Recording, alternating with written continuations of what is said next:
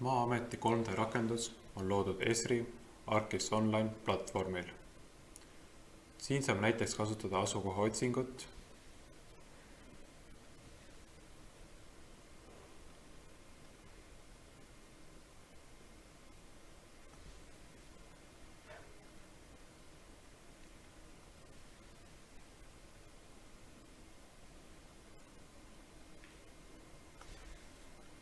näha päevavalguses tekkivaid varje linnaruumis erinevate kellaaegadel ja ka kuupäevadel.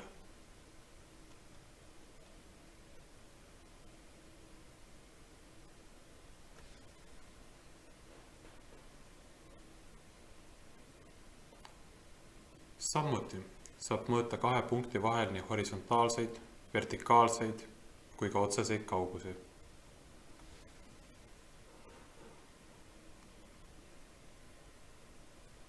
Ning saada kätte mõõdetava maa-ala pindala ja ümbermõõt.